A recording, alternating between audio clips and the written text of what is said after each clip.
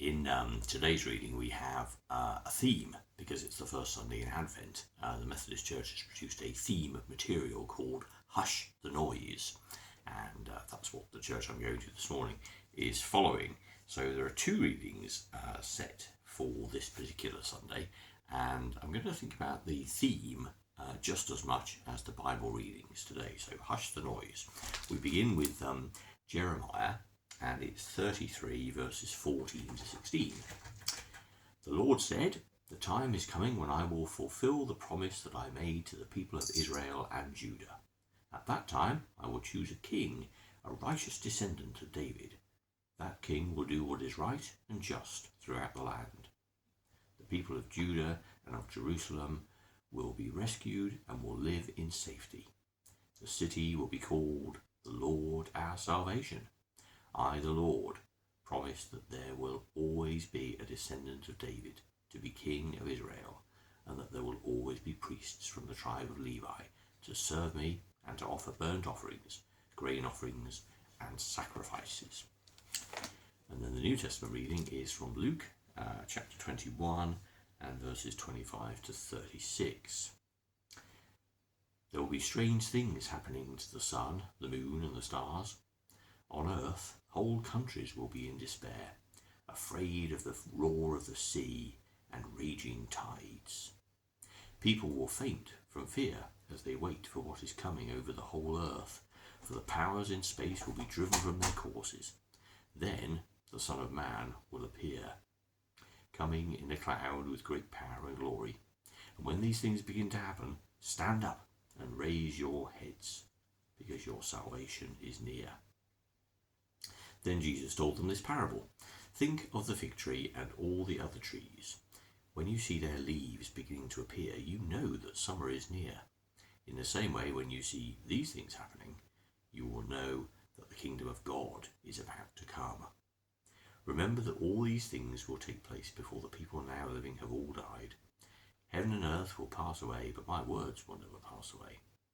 Be on your guard then. Don't let yourselves become occupied with too much feasting and drinking and with the worries of this life, or that day may suddenly catch you like a trap, for it will come upon all people everywhere on earth. Be on the alert and pray always that you will have the strength to go safely through all these things that will happen and to stand before the Son of Man." The Hush the Noise material has every week an object, if you like, to accompany the theme. And on the first Sunday of Advent, we have a picture of what is referred to in this verse in Luke's reading: the roar of the sea and the raging tides. Listening to that material, and also to the whole idea of Hush the Noise, which is basically that Christmas is an incredibly busy time. There's lots of activity to do, but there's also a lot of emotional activity. It's a very busy, noisy time when there are lots of voices coming from all sorts of directions. Lots of things, if you like, that come into our lives and affect our emotional well-being and our sense of peace. Whereas, of course, for Christians, Christmas is the time when we celebrate the fact that God became human in the person of Jesus. That, as in John's opening verses, the Word became flesh. And that moment is just the most, and John makes this beautifully clear, the most significant moment in the history of everything. Because just as there was an initial creation, whatever that was like, and I don't think we have the capability, I don't mean scientific, but I don't think we have the sensory ability to understand anything about what that was like.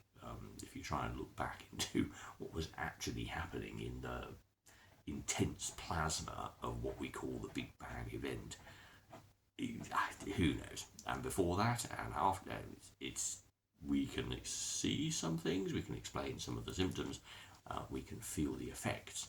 But as for understanding what was there, we just don't even have the equipment, sensory and auditory equipment, to be able to understand what was happening. Anyway, small digression.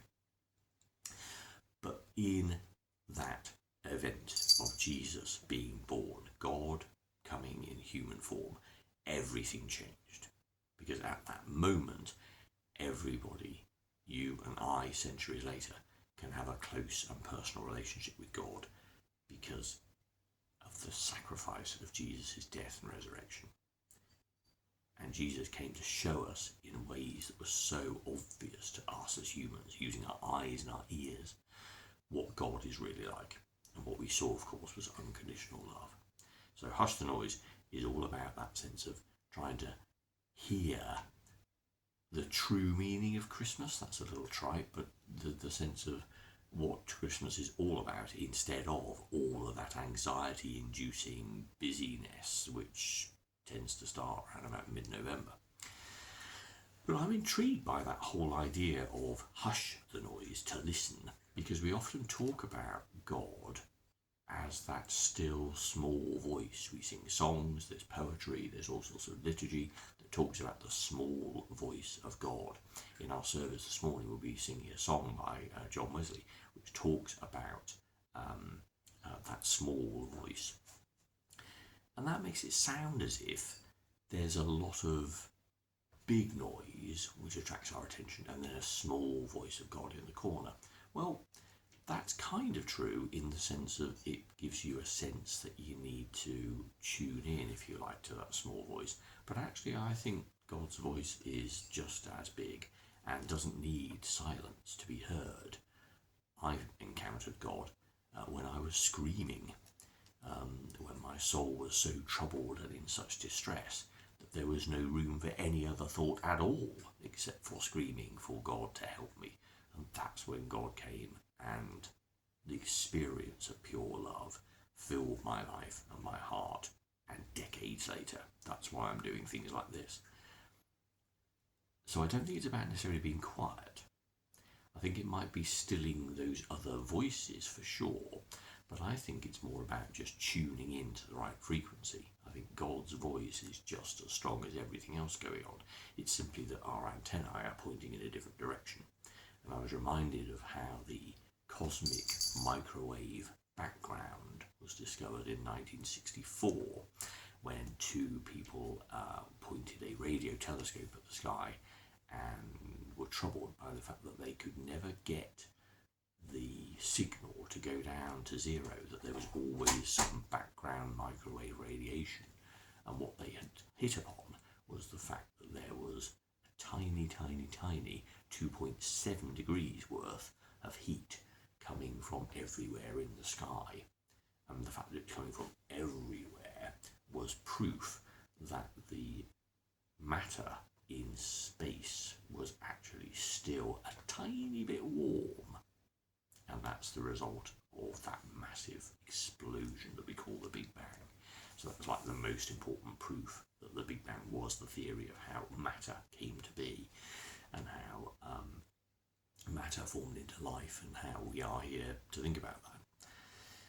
And they had to tune into that.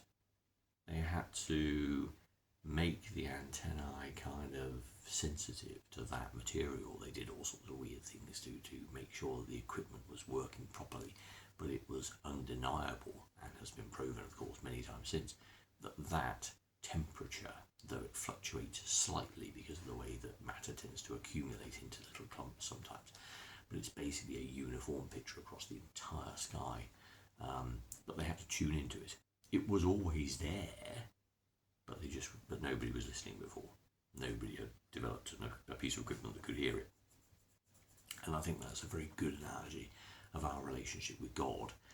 We need to hush the noise, not just at Christmas, but all the time, because to be tuning in to what God is saying to us is the most important thing, because then we're actually tuning into, instead of the voices and the noises that distress and cause pressure and anxiety, it's a sound of peace and assurance and love and joy.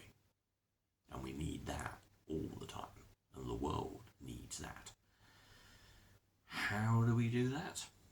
Well, there are, of course, all sorts of techniques, and I think, grounding oneself in some silence is probably a good idea, but I would just say that I don't think you have to necessarily be questing in a spiritual way, or indeed particularly silent or devotional.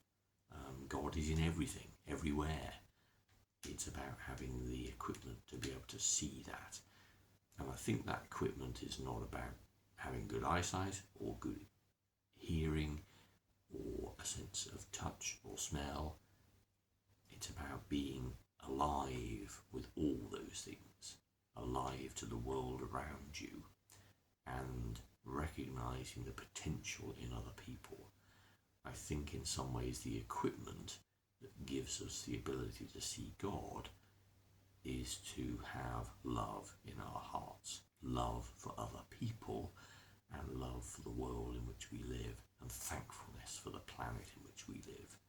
One can see the things of beauty and wonder and glory in our planet without any awareness of God. So that's not the only thing, but being open to what the world is showing you and hearing the good news that in Jesus, God became human and showed us what life was really all about. Those two things together kind of help, I think, in terms of tuning ourselves in to hear the most important voice. And I think that's really something that we have to spend all our lives possibly doing. Well, we do, because there's no one hit.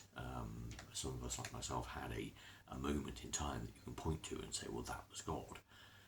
But at the same time, it's a life's journey, because constantly, of course, those other noises are coming in and trying to drown out that still small voice of calm, that voice of peace, and the words that God so desperately wants us to hear, that we as individual, unique, special children are loved, accepted, pardoned, and set free.